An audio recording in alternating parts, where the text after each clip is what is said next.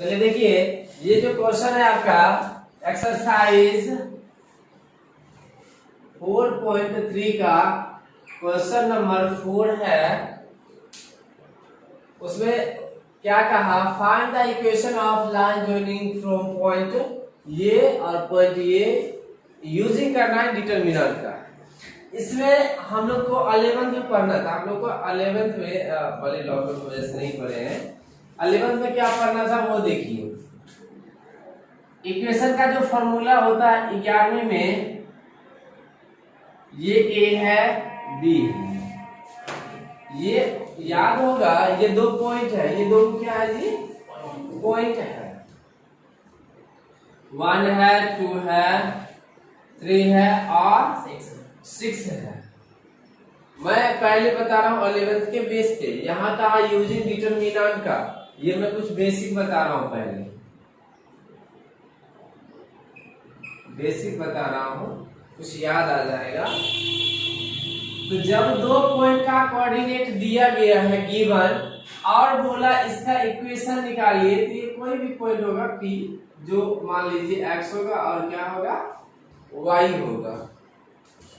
इसको x1 y1 कहते हैं, x2 और y2 कहते हैं।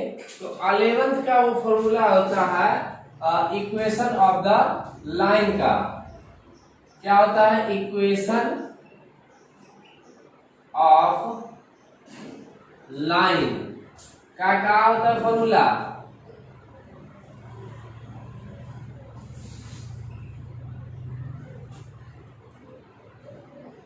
y minus y1 equal to m x minus x1, या फिर इसको 1 नहीं x1 कीजिए, ये लिए ना।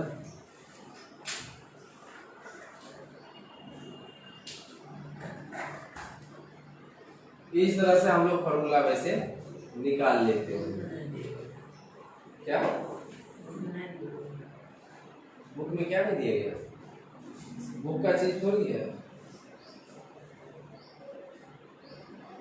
समझ रहे ना, ये चीज दिया गया है। अब यहां से समझना क्या, ये ध्यान दीजिएगा, ये 11 की चीज है, पहले बता रहा हूं, ये जरूरत पड़ेगा। 11 पढ़े हैं कि नहीं पढ़े पता नहीं, ये सब चीज का 11 तो बिल्कुल एक नहीं पढ़े, कोई नहीं पढ़े, बढ़िया। चलिए तब क्या फालतू का क्वेश्चन और डिस्कस कर रहे हैं, यहाँ सब सिर्फ समझा दे रहे हैं और फिर जाकर के हम 12th के बेसिक बताएंगे। ये 11th का बेसिक बता रहा हूं मैं। यहाँ ये अगर कहेगा इक्वेशन ऑफ द लाइन, तो ये फॉर्मूला होता है अकॉर्डिंग टू 11th। इस पे ये जो आपका दिख रहा है m, जिसको हम लोग स्लोप कहते हैं, क्या कहते हैं, स्लोप कहते हैं। और स्लोप का जो फॉर्मूला होता है वो होता है y2 minus y1 x2 minus x1, ठीक है। अगर यहीं पे पुट करें x6 माइनस 2 और नीचे हो जाएगा 3 माइनस 1 इक्वल टू 4 बाय क्या होगा 2 का कैंसिल आउट होके आ गया आपका स्लोप का वैल्यू 2।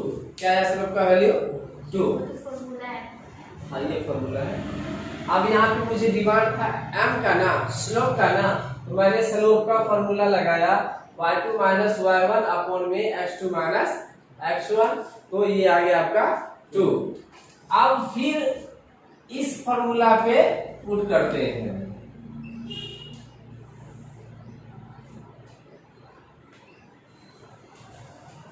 क्या होता है y माइनस y1, ये आप नहीं पढ़े 11th में, इसीलिए थोड़ा सा इंट्रोड्यूस करवा रहा हूं, देख लीजिए आप।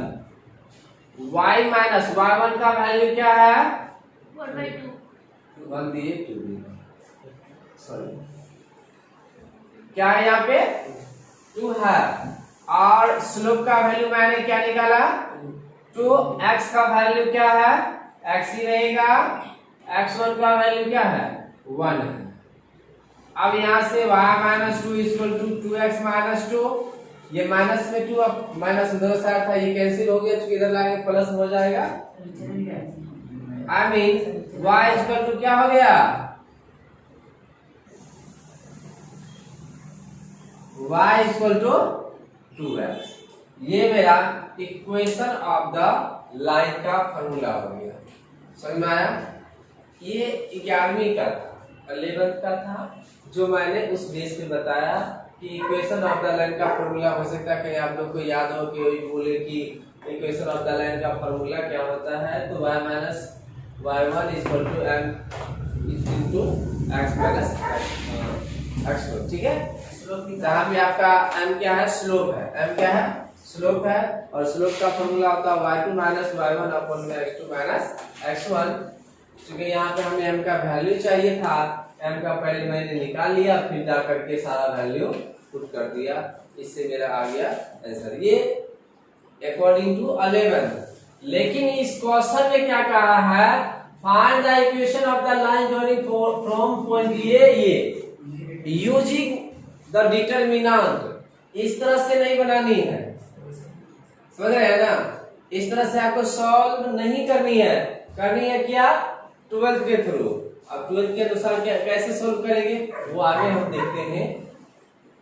पहले इसको नोट डाउन कर लीजिए, क्योंकि हो सकता है 11th की चीज है, समझ लीजिए, बेटर होगा।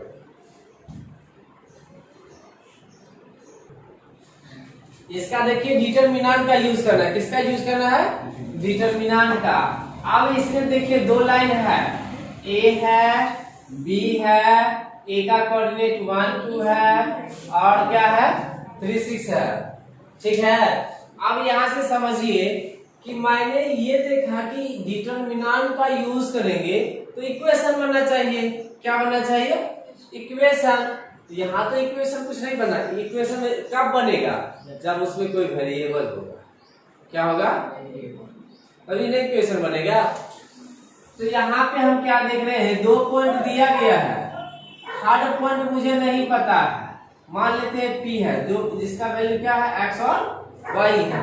और आप क्या जानते हैं कि इसका अगर हम लगाएंगे एरिया ऑफ ट्रायंगल तो वो क्या होगा, 0 होगा। क्या होगा, 0। क्यों, क्योंकि यह जो लाइन है, यह जो पॉइंट है, ध्यान दीजिए आप क्या बोल रहे थे जी, कि यहाँ पे ये 3 पॉइंट है ABP, ABP न्यूज नहीं, ABP, ये क्या है, कोलिनियर। ये क्या है, कोलिनियर है।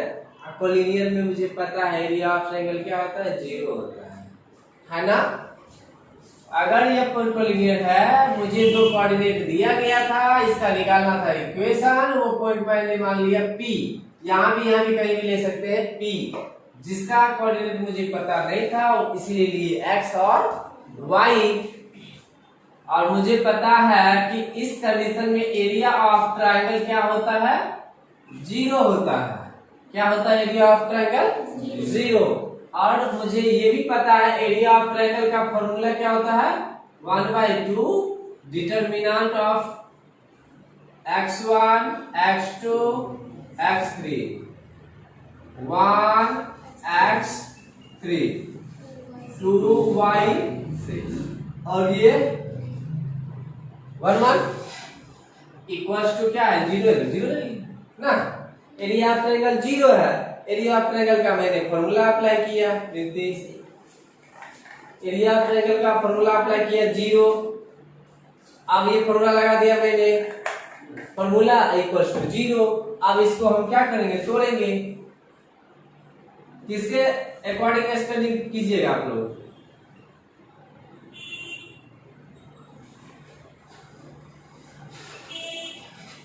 किसको तोड़ना है, 1 के R1 के अकॉर्डिंग तोड़ते हैं।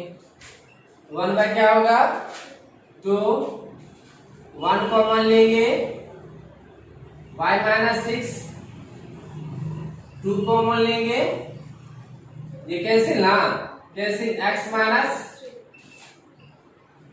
प्लस, अब 1 कॉमन लेंगे, ये कैंसिल माइनस में 3y इक्वल्स टू, अब ये 2 से करेंगे, 0 से मल्टीप्लाई 0 होगा, नहीं समझे, अच्छा सॉल्व कर लेता है। 1 से मल्टीप्लाई करेंगे यही रहेगा ना, y माइनस 6, 2 से करेंगे माइनस 2 से 2x माइनस में माइनस 2 को करेंगे तो प्लस में 6, 1 से करेंगे 6x माइनस इक्वल टू 0। अब देखिए 1/2 ही है, ये माइनस में 6 है, ये प्लस में 6 है, कैंसिल हो गया।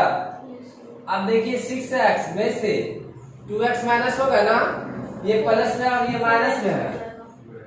4x माइनस 3y है और यहाँ पे प्लस में y है, माइनस 2y इक्वल टू क्या हो गया 0। अब ये 2 से मल्टीप्लाई कर दे, क्रॉस मल्टीप्लिकेशन, तो 4x minus 2y equal to क्या हो गया 0, क्योंकि 2 को 0 से करेंगे 0। अब क्या करना है जी, दोनों में या y को उधर भेज दो, प्लस में क्या हो गया 2y, 2 से ये cancel, 2x equal to y हो गया। ये हो गया आपका equation of the line, that's all. और इसी की तरह सेकेंड नंबर क्वेश्चन है 4 का, हो जाएगा ना सॉल्व।